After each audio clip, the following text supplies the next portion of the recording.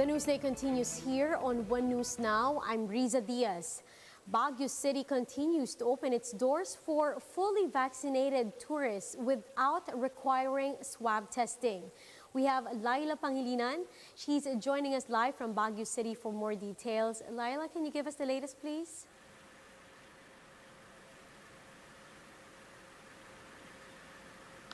Yes, Risa, this is the first weekend where Baguio City waived its mandatory negative swab test results for tourists. And upon knowing this, some say that they immediately registered at the Baguio Visita webpage and booked a hotel in Baguio for the weekend.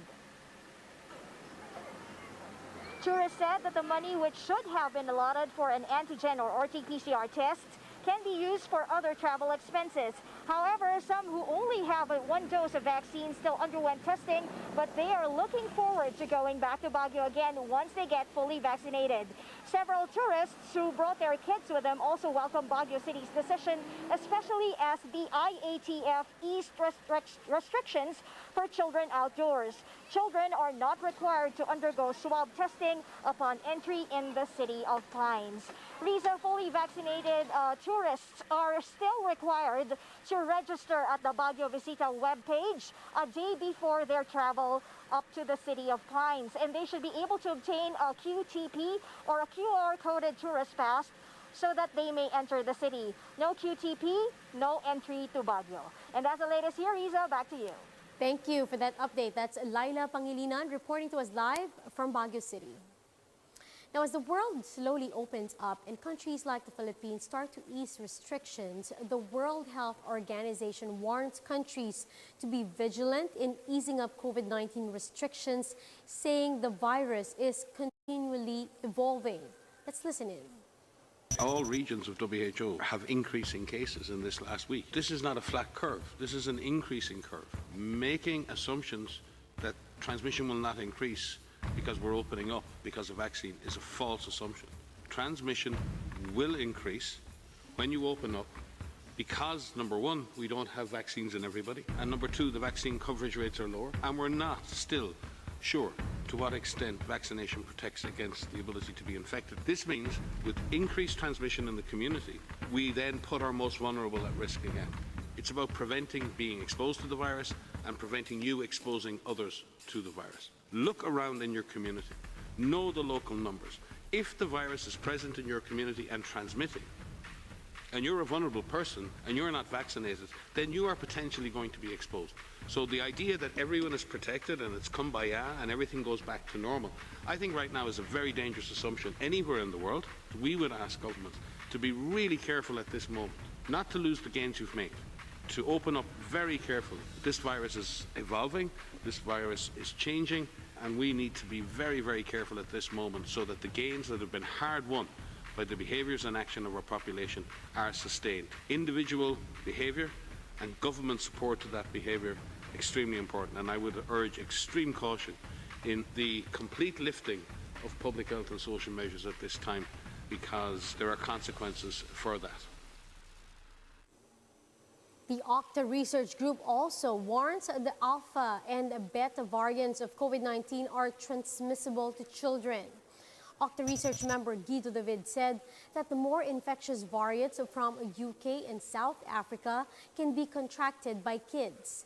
This after the IATF allowed kids age 5 and above to go out in open areas. David also noted that COVID-19 cases among children aged below 17 has been increasing. We see that in the data that the number of cases, for children below 17 has also increased, and that's why there's a slight concern. Of course, the mortality rate is lower for children, but still, if we have a 0.1% mortality rate, that means 1 out of 1,000 children will die, and that would be an unnecessary death. But the health department is not keen on vaccinating children just yet. In an interview with The Big Story, Health Undersecretary Maria Rosario Berjeres said the country needs to stabilize its supplies, adding that since children have the least risk of developing severe infections, the supplies must be given to those more vulnerable. We need to stabilize the supplies before we can go and recommend that children can be vaccinated, because we know and we see in the evidence that children are has the least risk of getting infected and having the severe forms of the infection. We'll be back with more stories after the break. Keep it here on One News.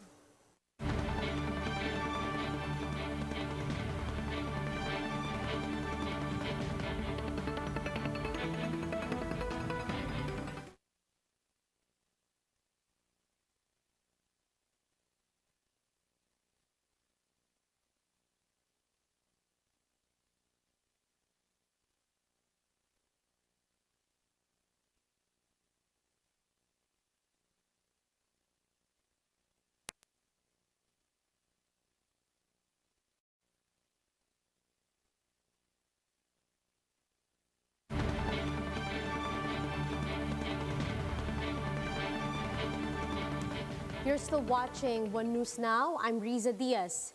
The Supreme Court is planning to open at least 25 testing sites nationwide for the 2021 bar exam.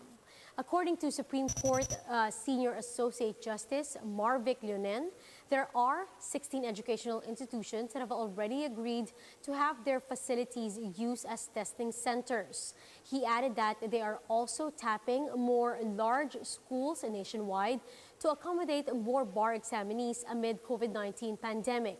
The Supreme Court will also launch an online portal for the digital filing of applications to take the bar examinations, which they call the Bar Personalized Login Unified System, or Bar Plus.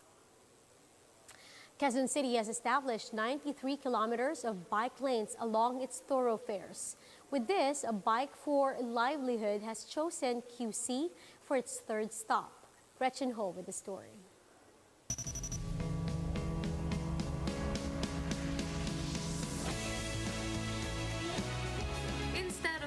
This bike community pantry along Commonwealth Avenue gives bike parts and services for free.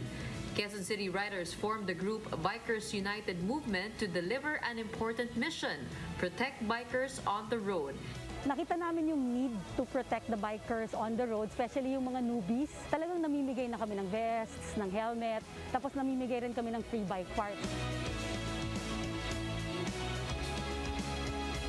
And their efforts have not gone to waste, because the Quezon City LGU, with the help of Bikers United Movement, has put up a total of 93 kilometers in bike lanes and hired about 90 bike patrollers, all during the pandemic. Dumami talaga yung mga nagbabike dito. Mga additional watch over, yung additional protection, talagang makakawawa yung mga bikers. And so, Bike for Livelihood made QC its third stop.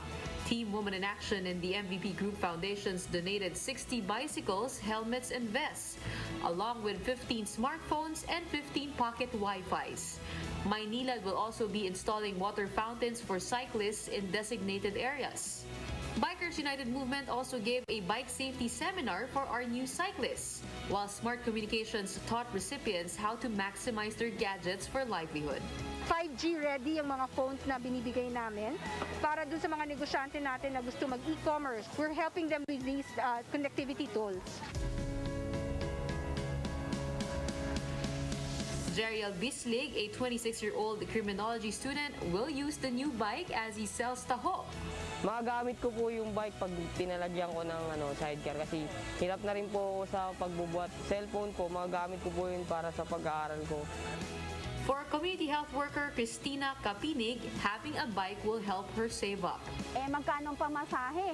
Papunta pa lang, 40 pesos. Hamas pagbalik mo pa, 80 pesos isang araw. So, malaking tulong itong binigay sa amin na bike. While for balut vendor Efren, it's just about experiencing some relief. Ngayon, may bike na ako, dito ko na ilalagay yung bike, yung balot ko sa likod ko. Saka sa chicharon, nandito na. Ako ay labis na natutuwa at nagpapasalamat sa MVP Group of Companies. Cycling will make the roads, make our city more democratic. And sa phase 2 pa ng project na to, we intend to build another 54 to 84 additional bike lanes. Just like in a bicycle, we keep pedaling to make sure the ride for safer, more inclusive streets continues. One road, one bike lane, one bicycle at a time. Gretchen Ho, we are One News.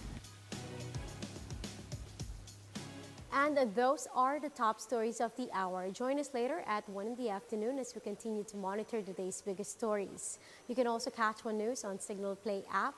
Register for a free account now at www.signalplay.com and stream One News live anytime, anywhere. I'm Riza Diaz. Mask on, wash hands, and stay safe, Philippines. We are One News.